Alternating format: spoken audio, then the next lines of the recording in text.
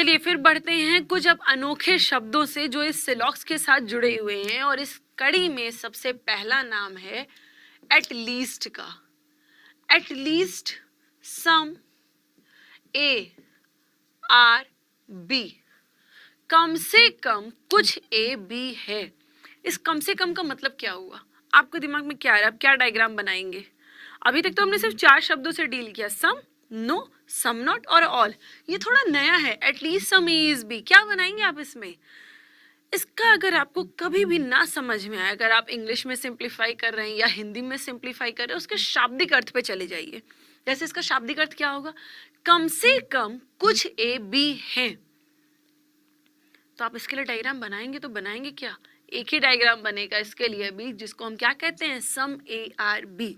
कम से कम कुछ ए बी है, मतलब कि कुछ ए बी है, वही आप इसमें प्रेफर करेंगे। अच्छा, अगर मैंने आपको अगला शब्द दे दिया और अब मैंने आपसे बोला एनी ए इज बी, कोई भी ए बी है। एनी का मतलब क्या होता है हिंदी में? कोई भी ए बी है। क्या डायग्राम बनाएंगे आप इसके लिए? आपके दिमाग में क्या आ रहा है? आप सम बनाएंगे या ऑल बनाएंगे? चलिए देखते हैं। एक बार इमेजिन करते हैं कि हमने इसके लिए सम का डायग्राम बनाया, और वहीं दूसरी ओर इमेजिन करते हैं कि हमने इसके लिए ऑल का डायग्राम बनाया। चलो दोनों को ऑब्जर्व करते हैं, ठीक है, ताकि कंफ्यूजन ना रहे हमारे पास। एनी ए इज बी का लिटरल शाब्दिक अर्थ क्या है? कोई भी ए बी है। कोई भी। क्या इस डायग्राम में कोई भी ए बी हो रहा है? नहीं। सिर्फ पर्टिकुलर ए, ये जो शेडेड पार्ट है, सिर्फ पर्टिकुलर ए ही बी के अंदर आ रहा है। जैसे ही हम इसकी बाउंड्री से बाहर निकले, क्या ये बी में आ रहा है? नहीं। तो अगर हमसे कहा जाएगा कोई भी ए बी है, इस डायग्राम में तो एप्लीकेबल नहीं दिख रहा है हमें ये शब्द, लेकिन इसी शब्द को अगर इस डायग्राम में देखें, कोई भी ए बी है, मतलब एरो गैरो नथु गैरो किसी को भी पकड़ के ले आओ, वो कोई भी ए बी का ही हिस्सा कहला रहा है। इस डायग्राम में ये दिया हुआ रिप्रेजेंट हो रहा है शब्द। तो आप एनी के लिए क्या डायग्राम प्रेफर करेंगे? ऑल। आपको एग्जाम में क्या दिया जाएगा? Any A is B. हम पढ़ेंगे तो एनी, हम पढ़ेंगे तो कोई भी, लेकिन हम समझेंगे क्या? सभी। मेरे ख्याल से आपको इन दोनों डायग्राम के बीच का अंतर समझ में आ गया है। अगर आपको बोल दिया जाए very few of A is B, आप क्या बनाएंगे? Some A is B. ठीक है, इतनी चीजें आपको समझ में आ गई। इसी के साथ एक और शब्द इनमें जुड़ा हुआ है जिसका नाम है ओनली ए इज बी। चलिए फिर देखते हैं इस शब्द को जिसका नाम है only. Only A is B, केवल ए ही बी है। क्या डायग्राम बनेगा इसके लिए? सभी ए बी है या सभी बी ए है? चलिए देखते हैं। आपको जब भी कभी ये वर्ड दिया जाएगा ओनली, आप एक सिंपल सा काम करिएगा, या केवल हिंदी में आप एक सिंपल सा काम करेंगे, हम इसको ट्रांसफॉर्म कर लेंगे किस में? ऑल में, मतलब सभी में ट्रांसफॉर्म कर लेंगे। लेकिन सभी में ट्रांसफॉर्म करने के साथ साथ आप क्या करेंगे? क्या आप ये कहेंगे कि सभी ए बी है, या आप ये कहेंगे कि सभी बी ए है? दोनों बातों में फर्क है। हमने इसको ट्रांसफॉर्म तो सभी में कर लिया, लेकिन हम बनाएंगे यहाँ पे ऑल बी आर ए। सभी बी ए हैं, ना कि सभी ए बी है। कैसे? देखते हैं। इसके लिए हमने ये रिप्रेजेंटेशन बनाया, ऑल बी आर ए। ठीक है, सभी बी ए हैं। अभी आपको जब भी कभी केवल वाला वर्ड दिया जाएगा, ओनली ए इज बी, केवल ए ही बी है, आप यही डायग्राम प्रेफर करेंगे। ठीक है, आप इसको नोट डाउन करना चाहें तो नोट डाउन कर लीजिए। केवल का मतलब क्या होगा? केवल ए ही बी है, मतलब सिर्फ ए को अथॉरिटी है बी होने की, ए के सिवा और कोई भी बी नहीं है। इसी को साक्षर करने के लिए, इसी को अच्छी तरह से समझने के लिए क्या किया गया है, क्योंकि यहाँ पे अथॉरिटी किसके पास है? सिर्फ ए के पास है, इसीलिए ए बी को पूरी तरीके से घेर के बैठ गया है। क्योंकि हमसे ये नहीं कहा गया है कि केवल बी ए है। अगर ये कहा गया होता तो बी ए के किनारे किनारे घेर के उसका प्रोटेक्टिव वॉल बन के बैठ जाता, लेकिन कहा क्या गया है? केवल ए ही बी है, इसीलिए ए एक प्रोटेक्टिव वॉल की तरह बाहर आ गया और बी को उसके अंदर कवर अप कर दिया गया है। क्योंकि इसका लिटरल अर्थ क्या है? केवल ए ही बी है, इसीलिए ये आउटर कवरेज पे आ गया है। ठीक है। अब मान लीजिए इसमें कुछ और एग्जांपल्स, इसी स्टेटमेंट को, इसी डायग्राम को थोड़ा और मॉडिफाई करते हैं और फिर कुछ कंक्लूजन से डील करते हैं। मान लीजिए जब हमें यहाँ पे एक कंक्लूजन दे दिया गया, नो बी इज सी, हमने डायग्राम बना दिया कि कोई भी बी सी नहीं है। आगे हमें दे दिया गया सम सी आर डी, मतलब कुछ सी डी है। अब मैं आपसे कुछ कंक्लूजन पूछती हूँ, जरा सोच समझ के जवाब दीजिएगा। अगर मैंने आपसे पूछा at least some A are B, कम से कम कुछ ए बी है, क्या जवाब होगा? ये निष्कर्ष सही है गलत है? सही है, क्योंकि एटलीस्ट का मतलब भी क्या होता है? कुछ। हाँ, हमें क्लियरली पता है जब सभी बी ए हैं तो मतलब कुछ ए भी बी है और कुछ बी भी ए है, इसलिए ये दिया हुआ निष्कर्ष सही हो जाएगा।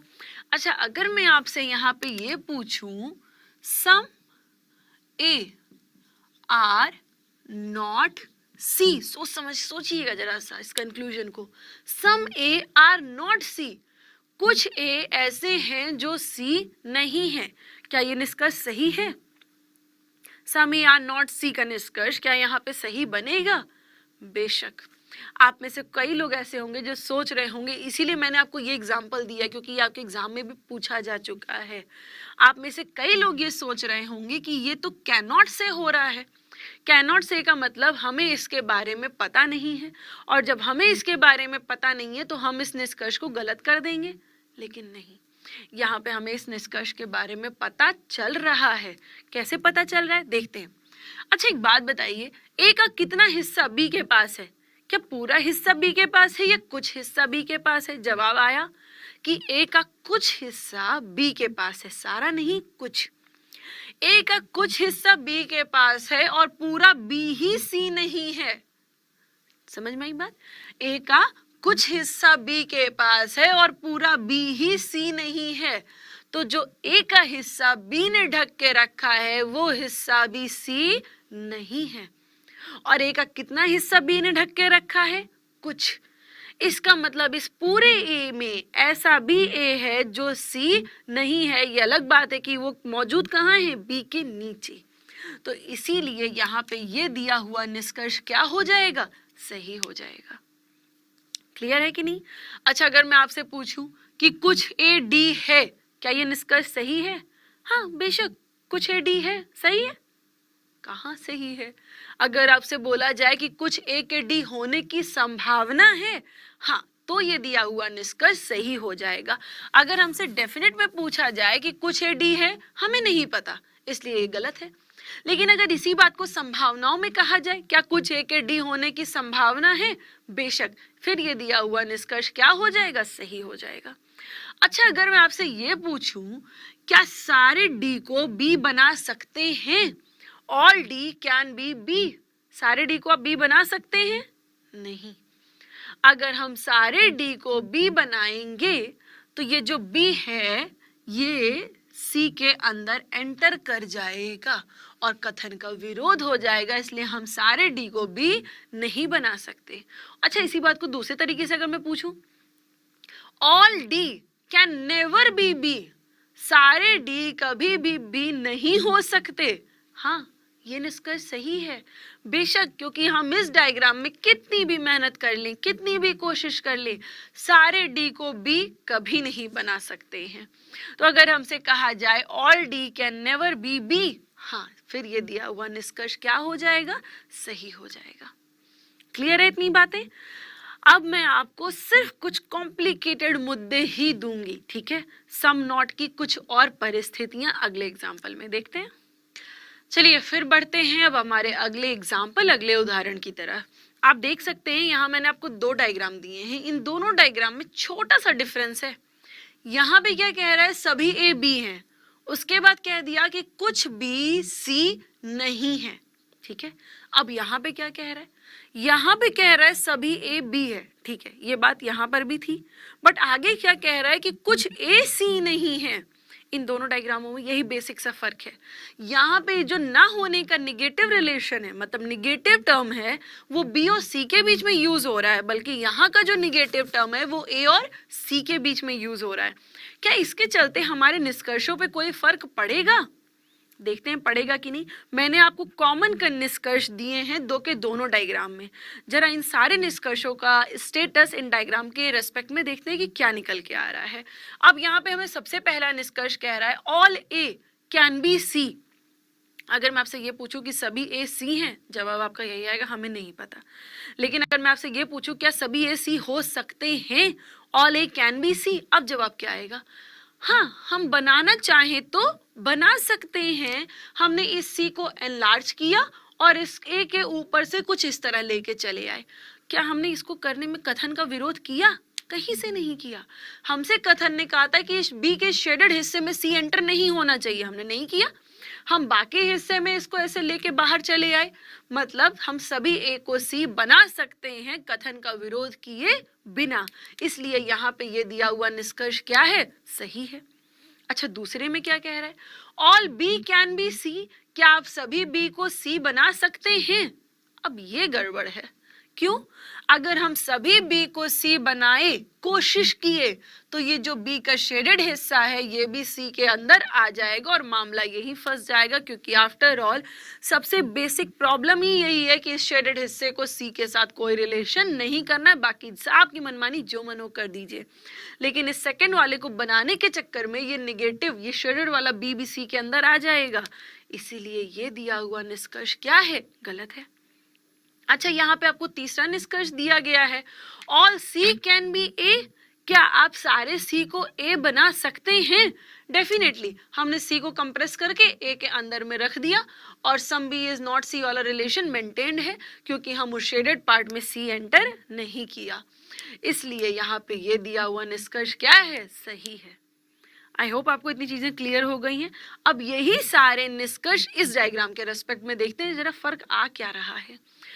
सबसे पहला कह रहा है all A can be C. क्या आप सभी ए को सी बना सकते हैं? नहीं। हम अगर सभी ए को सी बनाने की कोशिश किए तो ये जो शेडेड पार्ट है ए का ये भी सी के अंदर आ जाएगा। इसलिए ये पहला निष्कर्ष इस डायग्राम में गलत है। अच्छा, दूसरा क्या कह रहा है? All B can be C. क्या आप सभी बी को सी बना सकते हैं? क्या ऐसा कर सकते हैं? नहीं। अगर हम सारे बी को सी बनाएंगे तो सारा ए भी सी के अंदर आ जाएगा और अगर सारा ए सी के अंदर आ रहा है तो ये ए का शेडेड हिस्सा भी सी के अंदर आ जाएगा। और कलेश पूरी यही तो है कि इस ए के शेडेड हिस्से को सी के अंदर नहीं आना है। इसलिए ये दिया हुआ निष्कर्ष भी क्या है? गलत है। क्लियर है कि नहीं? अच्छा, अब तीसरा निष्कर्ष क्या कह रहा है हमसे? तीसरा कह रहा है ऑल सी कैन बी ए। क्या आप सभी सी को ए बना सकते हैं? हाँ, ये कर सकते हैं कि हमने इस सी को कंप्रेस करके ए के अंदर में रख दिया और सम ए इज नॉट सी का रिलेशन भी मेंटेन्ड है। तो हम सभी सी को ए बनाना चाहें तो कथन का विरोध किए बिना बना सकते हैं। इसलिए ये निष्कर्ष सही है। मेरे हिसाब से आपको ये अब सम नॉट में कोई डिफिकल्टी नहीं आनी चाहिए। सम नॉट का कॉन्सेप्ट आपको क्लियर हो गया होगा। बट फिर भी अगर दिमाग में कुछ थोड़ा सा भी डाउट होगा तो शायद अगले एग्जाम्पल के चलते वो एकदम क्लियर हो जाएगा। फिर देखते हैं हमारा अगला उदाहरण। ओके, देखते हैं फिर हमारा अगला उदाहरण। इस अगले उदाहरण में हमें सिंपल सा सिर्फ एक लाइन का कथन कहा गया था कि सभी ए बी हैं, मतलब ऑल ए आर बी। उस कथन के चलते हमने ये डायग्राम बना दिया कि सभी ए बी है। अब हमसे निष्कर्ष देखिए क्या क्या पूछ रहा है। निष्कर्ष हमसे सबसे पहला कह रहा है कि कुछ बी ए नहीं है। डेफिनेट की बात कर रहा है, संभावनाओं की बात नहीं कर रहा है। ये निष्कर्ष कह रहा है कि कुछ भी ए नहीं है। क्या हमें इसके बारे में पता है? कांट से के चलते ये दिया हुआ निष्कर्ष गलत है क्योंकि हमें क्लियरली इसके बारे में पता नहीं है ना? अच्छा, अगला निष्कर्ष थोड़ी सी लैंग्वेज को ट्विस्ट कर दिया। क्या कह रहा है कि कुछ बी के ए ना होने की संभावना है। अब ये सोचिए, क्या आप ऐसा डायग्राम बना सकते हैं कि कुछ भी ए ना भी हो? अब आपके मन में आ रहा होगा आफ्टर ऑल ये पहला वाला गलत हुआ तो हुआ क्यों? देखिए, सेकंड पे आने से पहले जरा पहले वाले को थोड़ा सा और इलाबोरेट करते हैं। ऑल ए इज बी का डायग्राम ये है ना? एक तो डायग्राम ये हो गया ऑल ए इज बी का। एक ये हो गया कि एक हमने कॉमन सर्कल ले लिया और यही सर्कल ए भी है और यही सर्कल बी भी है। तो अगर सम ए आर नॉट बी वाली बात सही होती तो क्या इस डायग्राम में आपको दिख रही है सही होती हुई कि कुछ बी ए नहीं है? इस डायग्राम में तो नहीं दिख रही सही। अगर कोई चीज सत्य होता है तो इसको इधर से भी सत्य होना चाहिए, इधर से भी, मतलब हर रास्ते से सत्य होना चाहिए। कितने भी तरीके का डायग्राम इमेजिन कर लीजिए, हर तरीके से सत्य निकल के आएगा। इसीलिए मैंने कहा कांट से का मतलब हम बनाना चाहेंगे तो बना ले जाएंगे और नहीं बनाना चाहेंगे तो नहीं ही बनाएंगे। मतलब इसका कोई डेफिनेट स्टेटस नहीं है कि कुछ भी ए नहीं है, हम इसको लेकर श्योर नहीं है, इसीलिए चलते कांट से के स्टेटस में जा रहा है, मतलब हम निर्धारित नहीं कर सकते, इसीलिए ये दिया हुआ निष्कर्ष गलत है। और जब हमसे कहा गया कि कुछ भी के ए ना होने की संभावना है, क्या आप ऐसा डायग्राम बना सकते हैं? हाँ, संभावनाओं में हम ऐसा डायग्राम बना सकते हैं कि कुछ बी, ये जो शेडेड पार्ट है ये देखिए, कुछ बी ए नहीं भी हैं और सारे ए बी भी हैं, इसलिए संभावनाओं में बात करेंगे तो ये दूसरा निष्कर्ष क्या हो जाएगा? सही हो जाएगा, लेकिन डेफिनेट में ये निष्कर्ष सही नहीं होगा। क्लियर हुआ आपको सम नॉट का कॉन्सेप्ट? अब आते हैं सिलॉग के एक अगली चरण पे। हाल ही में आईबीपीएस ने पिछले कुछ सालों में इसको बहुत इनोवेट कर दिया है और इसी में एक टर्म निकल के आया, डेफिनेटली डज नॉट फॉलो, निश्चित रूप से अनुसरण नहीं कर रहा है। इसके साथ ही साथ अभी एक साल में सिलॉग्स का फिर कुछ इनोवेशन किया गया है। मैंने आपको इंट्रोडक्शन के पार्ट में भी बताया था, हम पहले सारे चैप्टर का बेसिक कॉन्सेप्ट पढ़ेंगे, फिर हम एकदम लास्ट में एक कॉमन सेंस बेस्ड रीजनिंग होगी जिसमें आपके पास सारे सरप्राइजेस होंगे, हर चैप्टर से रिलेटेड, कोडिंग से रिलेटेड, मैथमेटिकल रीजनिंग से रिलेटेड, सिलॉग से रिलेटेड, सेटिंग अरेंजमेंट से रिलेटेड, हर चैप्टर से रिलेटेड सरप्राइजेस इन्वॉल्व होंगे जो हाल ही के कुछ महीनों में, कुछ साल में इन डिफरेंट ऑर्गेनाइजेशंस ने इनोवेट कर दिया है। ठीक है, इसका सिलॉग का एक चरण हम वहां पे भी पढ़ेंगे, लेकिन फिलहाल में एक ये जो मुद्दा है डेफिनेटली डज नॉट फॉलो, इसको हम यहाँ इसी सिलॉग चैप्टर में पढ़ेंगे। चलिए बढ़ते हैं फिर अगले चरण की तरफ। चलिए फिर ये है हमारा अगला उदाहरण, लेकिन इसमें मैंने सवाल को थोड़ा सा बदला है। अब मैं आपसे ये जानना चाह रही हूँ कि इन निष्कर्षों में से, आपको जो निष्कर्ष दिए गए हैं, इन निष्कर्षों में से ऐसा कौन सा निष्कर्ष है जो निश्चित रूप से अनुसरण नहीं कर रहा है? Which of the following conclusion definitely does not follow? मतलब निश्चित रूप से अनुसरण नहीं कर रहा है। सवाल को फिर से सुनिए, इनमें से कौन सा निष्कर्ष ऐसा है जो निश्चित रूप से अनुसरण नहीं कर रहा है? ठीक है, निष्कर्षों पे आने से पहले हमें कथन दिया गया था सभी ए बी हैं, हमने डायग्राम बना लिया। फिर हमसे कहा गया कुछ ए सी हैं, हमने बना लिया। फिर हमसे कहा गया कोई भी सी डी नहीं है, हमने बना लिया। चलिए फिर देखते हैं हमारा पहला निष्कर्ष।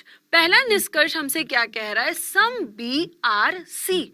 कुछ सोचने समझने से पहले बस एक चीज ये बताइए, इनमें से आप बस ये सोचिएगा कि कौन सा सही है, कौन सा गलत है, और ऐसा कौन सा निष्कर्ष है जिसके बारे में आपको पता ही नहीं है, मतलब आप इसके बारे में कुछ किसी भी चीज को लेके कंफर्म नहीं है, श्योर नहीं है। ठीक है, पहला क्या कह रहा है? कुछ भी सी है, इसका स्टेटस क्या होगा? निश्चित रूप से सही है, पक्का करेक्ट है, एकदम एकदम पक्का करेक्ट। कैसे? क्योंकि हमको क्लियरली नजर आ रहा है बी का कुछ हिस्सा सी में कॉमन है, इंटरसेक्ट है। अगला हमसे क्या कह रहा है?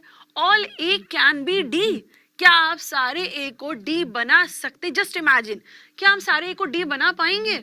अगर हम सारे ए को डी बनाना चाहेंगे तो ये जो डी है ये सी में इन्वॉल्व हो जाएगा, और कथन ने हमसे यही कहा है कि पूरा सी ही डी नहीं है, मतलब हम सारे ए को डी नहीं बना सकते। इसलिए ये दिया हुआ निष्कर्ष, ये जो दूसरा निष्कर्ष यहाँ पे है, ये निश्चित रूप से क्या है? गलत है। हम कितनी भी कोशिश कर लें हम सारे ए को डी नहीं बना सकते। अच्छा, तीसरा निष्कर्ष क्या कह रहा है? तीसरा कह रहा है नो ए इज डी। इसका स्टेटस क्या होगा? नो ए इज डी, इसका स्टेटस ये होगा कि हमें इसके बारे में पता नहीं है, कांट से, मतलब इस निष्कर्ष को लेकर हम श्योर नहीं हैं। ठीक है, अब अगर मैं आपसे पूछूं इनमें से कौन सा निष्कर्ष सत्य है, या अनुसरण कर रहा है? तो आपका जवाब क्या आएगा? केवल पहला निष्कर्ष अनुसरण कर रहा है। आप इन बाकी दूसरे और तीसरे को गलत की कैटेगरी में रख देंगे। लेकिन अगर मैं आपसे ये पूछूं इनमें से कौन सा निष्कर्ष निश्चित रूप से अनुसरण नहीं कर रहा है, तब आपका जवाब क्या आएगा? पहला तो बेशक नहीं आना है। क्या आपका जवाब दूसरा तीसरा दोनों आएगा? नो, आपका जवाब आएगा केवल दूसरा, ओनली सेकंड। क्यों? क्योंकि मैंने अभी आपसे सेंटेंस को जरा फिर से मार्क करिए। मैंने क्या कहा? निश्चित रूप से, और इसका तीसरे का स्टेटस क्या है? हमें नहीं पता। तो जब हमको पता ही नहीं है तो हम ये कैसे कह सकते हैं कि ये तीसरा निष्कर्ष निश्चित रूप से गलत है? इसीलिए शुरुआत से ही मैंने आपको 3 टर्म के बारे में समझाया है, एक सही, एक गलत और एक ऐसा जिसके बारे में हमें पता ही नहीं है। जब आपसे ये पूछा जाएगा इनमें से कौन सा अनुसरण कर रहा है, तो क्या आप इस पता नहीं है को उस कैटेगरी में रखते हैं? नहीं रखते हैं। तब आपका जवाब वही होता है जो सही है। और जब आपसे पूछा जाएगा इनमें से कौन सा निश्चित रूप से अनुसरण नहीं कर रहा है, तब क्या इस पता नहीं है वाली कैटेगरी को रखेंगे? तब भी नहीं रखेंगे। तब भी आपका जवाब वही होगा जो निश्चित रूप से गलत है। जैसे कि क्या सभी ए को डी बना सकते हैं? बिल्कुल नहीं। कितनी भी कोशिश कर लें, कितनी भी मेहनत कर लें, हम सारे ए को डी कभी भी नहीं बना सकते। मतलब ये निश्चित रूप से अनुसरण नहीं कर रहा है। और तीसरे का स्टेटस हमको पता ही नहीं है। आई होप आपको ये बात समझ में आई है। एक और एग्जाम्पल लेते हैं इसी से जुड़ा हुआ, देखते हैं। चलिए फिर ये है हमारा अगला उदाहरण। इस उदाहरण में अगर आप थोड़ा सा गौर दें तो आपको दिखेगा कि सारे तरीके के स्टेटमेंट इन्वॉल्व हैं। सम नॉट भी है, ऑल भी है, सम भी है और नो भी है। चलिए देखते हैं यहाँ पे हमसे कथन ने कहा क्या है। सबसे पहले कथन ने कहा कि कुछ ए बी नहीं है, बना दिया। फिर कहा कि सभी बी सी हैं, बना दिया। फिर कहा कि कुछ बी डी है, इसे भी बना दिया। फिर अंत में हमसे कहा गया कि कोई भी डी ई नहीं है, हमने उसे भी बना दिया। ठीक है, अब इसी कथन पे बेस्ड आपको ये 7 निष्कर्ष दिए गए हैं। अभी मैं आपसे कुछ नहीं पूछ रही हूँ कौन सा अनुसरण कर रहा है, कौन सा निश्चित रूप से अनुसरण नहीं कर रहा है, कुछ नहीं। मैं बस ये जानना चाहती हूँ इन 7 निष्कर्षों का जरा स्टेटस डिसाइड करते हैं, सही, गलत, नहीं पता। ठीक है, सबसे पहला निष्कर्ष कह रहा है ऑल बी कैन बी ए। क्या आप सभी बी को ए बना सकते हैं? बेशक। हम इस बी को कंप्रेस करके ए के अंदर रख देंगे तो हम सभी बी को ए बना सकते हैं। तो पहला निष्कर्ष हो सकता है, सही है। दूसरा क्या कह रहा है? सभी सी को ए बना सकते हैं। हाँ बिल्कुल, हम सभी सी को ए भी बना सकते हैं। इमेजिन करिए आपने इस ए को ऐसे एनलार्ज करके सी के ऊपर से लेके चले गए और इस सी के ऊपर से ले जाने के चक्कर में इस ए का ये जो शेडेड पार्ट है ये अभी भी बी में इन्वॉल्व नहीं किए हैं, तो हम इसको भी बना सकते हैं। ठीक है, अच्छा इसी में अगर हमसे अगला कहा गया all A can be C. क्या आप सारे ए को सी बना सकते हैं? हाँ, ये भी बना सकते हैं। कैसे? अब इमेजिन करिए कि सी को ऐसे ऐसे करके शेडेड पार्ट में हम इस तरह से कुछ लेके चले आए और सम इज नॉट बी अभी भी एक अंदर बंद है और ये दोनों कवर्ड अप हैं कि सी के अंदर, सी वाले सर्कल के अंदर बंद है दो के दोनों। तो हाँ, हम इस निष्कर्ष को भी बना सकते हैं। इसको बनाने में भी हमारा इस ए का शेडेड पार्ट बी में एंटर नहीं कर रहा है, मतलब ये दिया हुआ निष्कर्ष भी क्या है? सही है। अच्छा इसी कड़ी में अगला क्या कह रहा है? अगला कह रहा है all A can be B. क्या आप सभी ए को बी बना सकते हैं? अब ये काम थोड़ा गड़बड़ हो रहा है। हम सभी ए को बी बनाने की कोशिश करेंगे तो ये जो ए का शेडेड पार्ट है ये बी में एंटर कर जाएगा, मतलब ये निष्कर्ष गलत है। ठीक है, अच्छा हमसे अगला क्या कह रहा है? कोई भी बी ई नहीं है। क्या हमें इसके बारे में पता है? हमें इसके बारे में पता ही नहीं है, तो ये चला गया कांट से, मतलब हम इसके बारे में श्योर नहीं है।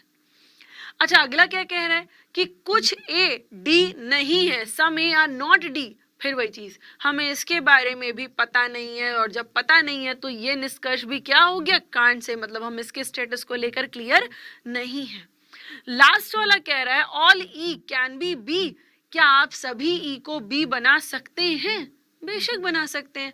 हमने ई को कंप्रेस करके यहाँ रख दिया और नो ई इज डी का रिलेशन ऐसे बना दिया, तो हम सभी ई को बी भी अगर बनाना चाहें तो बना सकते हैं, मतलब ये निष्कर्ष यहाँ पे क्या है? सही है। अब मैं आपसे सवाल पूछ रही हूँ, अगर मैं आपसे पूछूं इनमें से कौन सा निष्कर्ष अनुसरण कर रहा है, तो आपका जवाब आएगा पहला, दूसरा, तीसरा और सातवां। 4 निष्कर्ष अनुसरण कर रहे हैं। लेकिन अगर यहीं पर मैं आपसे पूछूं इनमें से कौन सा निष्कर्ष ऐसा है जो निश्चित रूप से अनुसरण नहीं कर रहा है, तो जवाब क्या आएगा? केवल चौथा। क्योंकि 5वें और 6वें का स्टेटस क्या है, हमें पता ही नहीं है। और जब पता ही नहीं है तो निश्चित रूप से अनुसरण कर रहा है कि कैटेगरी में भी नहीं रखेंगे। तो हमारे पास जवाब अनुसरण नहीं कर रहा है का कौन सा होगा? केवल चौथा, ओनली फोर्थ वन। क्लियर है कि नहीं? एंड करने से पहले एक कंफ्यूजन का और मुद्दा होता है, उसे भी समझ लेते हैं इसी क्वेश्चन के अंदर।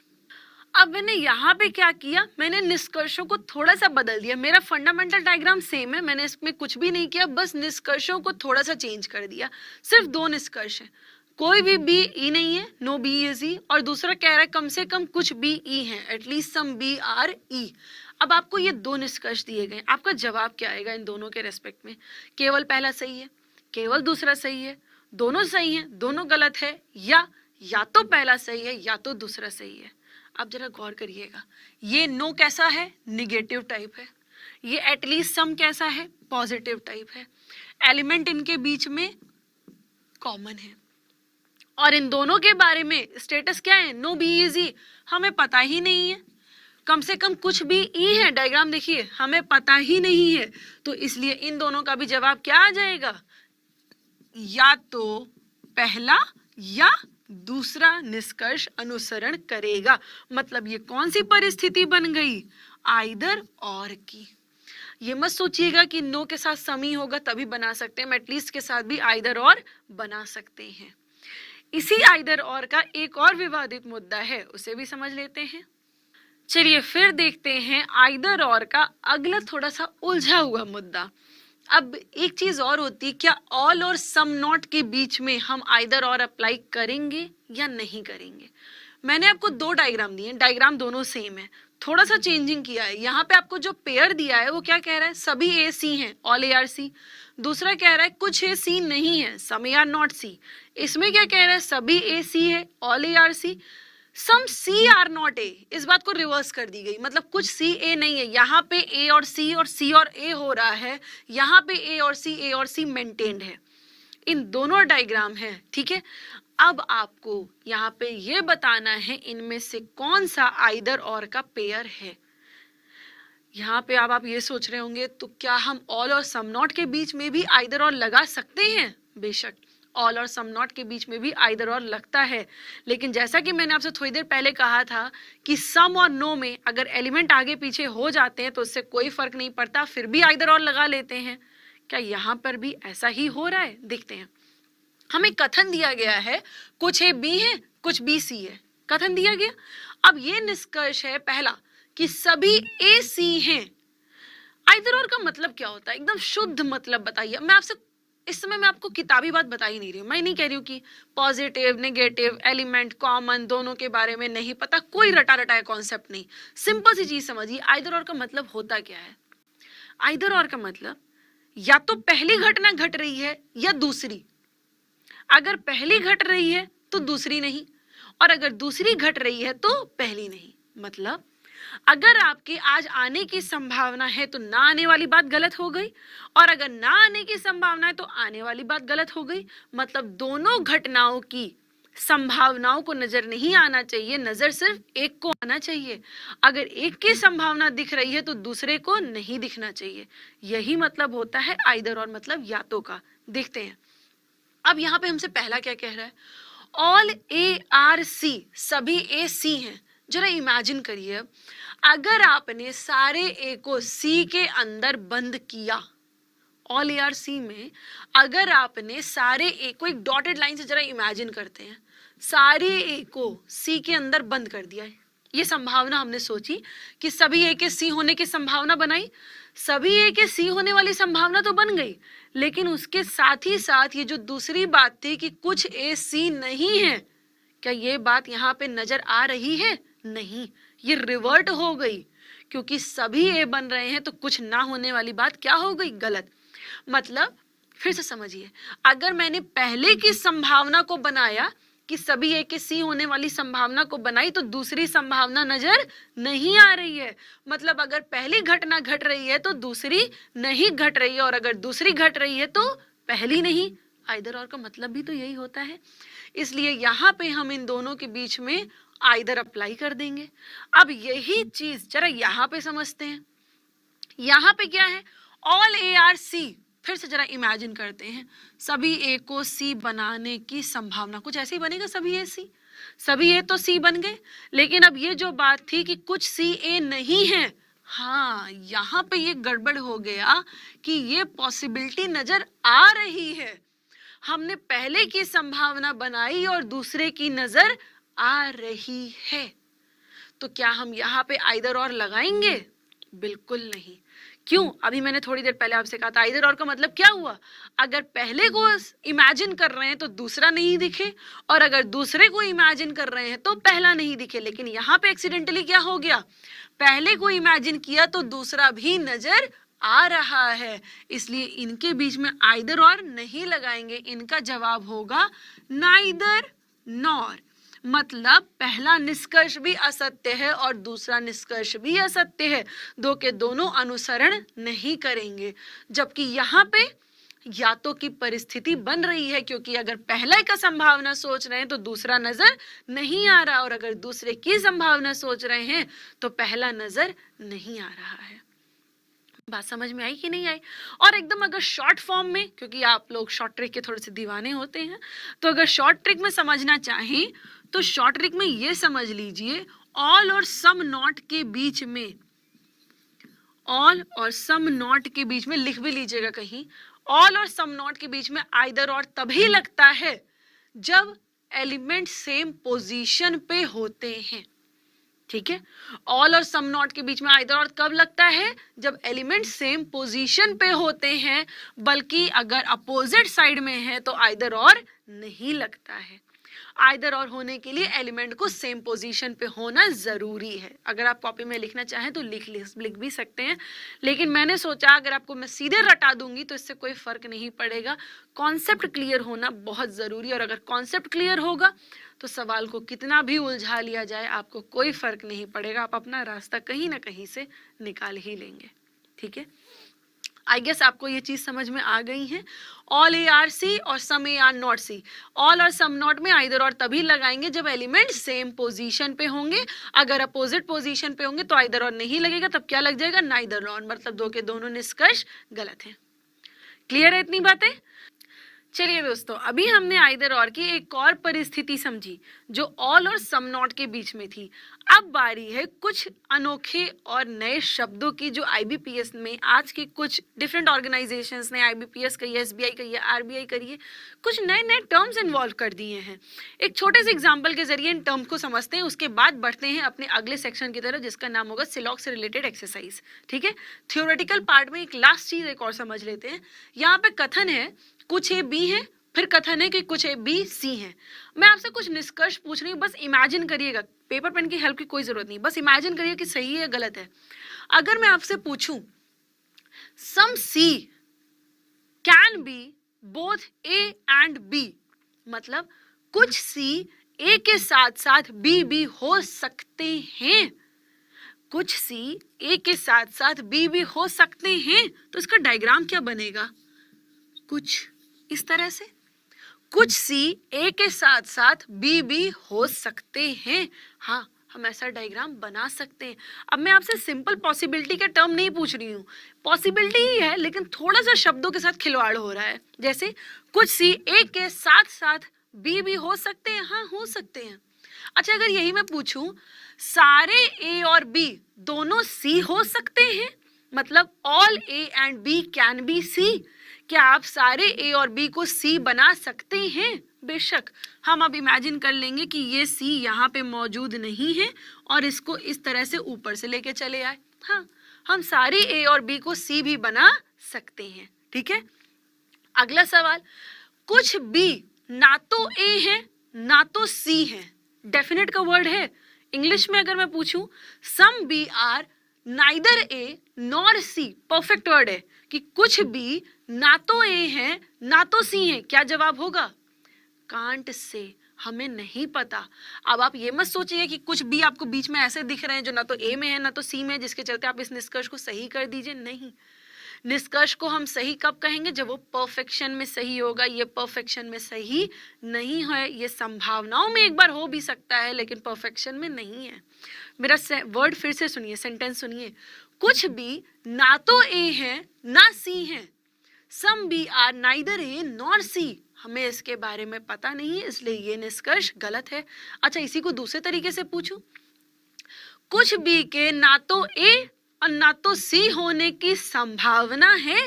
हाँ, अब ये बात सही है। हम ऐसा डायग्राम बना सकते हैं कि कुछ भी ना तो ए हो और ना ही सी हो। अगर यही बात हमसे परफेक्शन में पूछी जाएगी कि कुछ भी ना तो ए है ना तो सी है, हमें नहीं पता, लेकिन कुछ भी के ना तो ए ना तो सी होने की संभावना है, हाँ, फिर ये दिया हुआ निष्कर्ष सही है। समझ में बातें आई आपको? ये मैंने कुछ नए नए शब्द इन्वॉल्व किए हैं जो शायद अभी आईबीपीएस और एसबीआई ने नहीं किया है, लेकिन हाँ, नाबार्ड ने इस शब्द का इस्तेमाल किया है, लेकिन आईबीपीएस, एसबीआई और आरबीआई इन लोगों ने अभी नहीं किया है। लेकिन भविष्य में, क्योंकि नाबार्ड ने किया है तो शायद ये लोग भी भविष्य में कर सकते हैं। ऐसा होने की संभावना है। इसीलिए मैं चाहती हूँ कि आप एग्जाम में हैंग आउट ना हो जाए पूरी तरह से, आप इन शब्दों से वाकिफ रहिए, ठीक है? तो ये था थियोरेटिकल, पूरा थियोरेटिकल सिलॉक्स के मतलब न्याय निगमन के रेस्पेक्ट में। अब हमने कई हिस्सों को पढ़ लिया, कई चीजों को पढ़ ली, प्रीवियस ईयर के कुछ नए नए टर्म्स को देख लिया। अब बारी है एक्सरसाइज सॉल्व करने की। लेकिन याद फ्रेंड्स, एक चीज और समझ लीजिए, सिलॉग में अभी एक इनोवेशन और बच रहा है। अभी मैंने आपको सारे सवाल पूछने के तरीके नहीं बताए, अभी भी इसमें एक रीसेंट सरप्राइज बचा है। सब थियोरेटिकल समझ लिया, फिर बढ़ते हैं कुछ सवालों की तरफ एक्सरसाइज के सेक्शन में बढ़ते हैं।